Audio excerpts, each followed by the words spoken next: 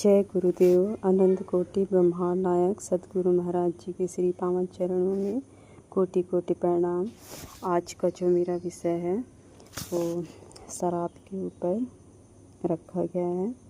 आजकल शराब इतना बेचने लगे हैं दुनिया में, जिसको देखो शराब पी रहा है। बच्चों से लेकर बुजुर्ग तक, चाहे वो कमा रहा हो या ना कमा रहा हो। और शराब पीने से क्या वो अपने लिए कुछ कमा रहा है? नहीं, बल्कि गंवा रहा है अपनी हेल्थ और अपनी सेहत, अपनी फैमिली के लिए एक तनावपूर्ण जीवन। जिसके घर में शराब पीने वाला हो, उस घर की सुख शांति सब चली जाती है। सिर्फ मानसिक तनाव ही रहता है, परिवार पनप नहीं पाता। सिर्फ पुरुष बस नहीं, स्त्री भी इस चीज़ में शामिल है। और जीवन कैसी किल्लत भरी, एक इंसान नशे में धुत कई घटनाओं को अंजाम दे सकता है। उसको पत्नी और स्त्री में, पराई स्त्री में फ़र्क समझ नहीं आता, हत्याओं को अंजाम देता है। और दुनिया में इंसानों को हो क्या गया है, वो किस मस्ती की तरफ बढ़ रहे हैं। शराबियों के घर में लक्ष्मी तो आती है, पर वो नाश लक्ष्मी में कन्वर्ट हो जाती है।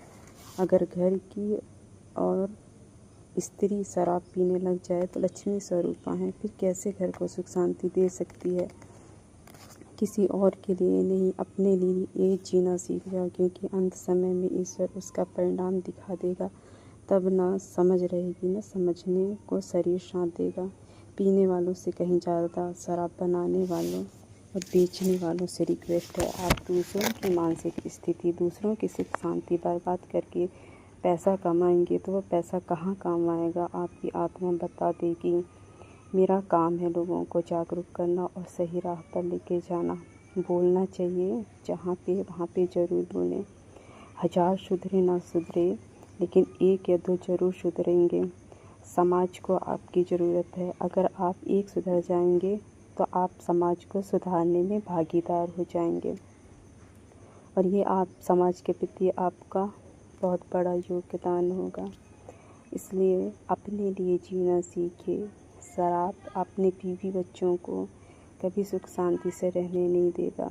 क्या आपको उनसे प्रेम नहीं है? क्या आपको अपने शरीर से प्रेम नहीं है?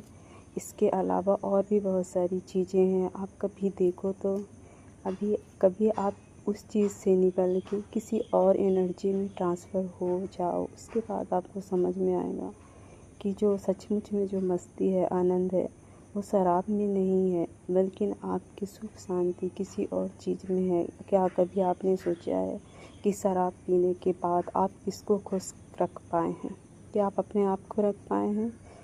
नहीं, आप सिर्फ उस मस्ती में डूबे हुए हैं जिसके उतरने के बाद आपको खुद लगता होगा कि शायद मुझे नहीं पीना चाहिए। भले आप कुछ भी बोलें, पर आपकी आत्मा जानती है कि इसको आपको नहीं लेना चाहिए।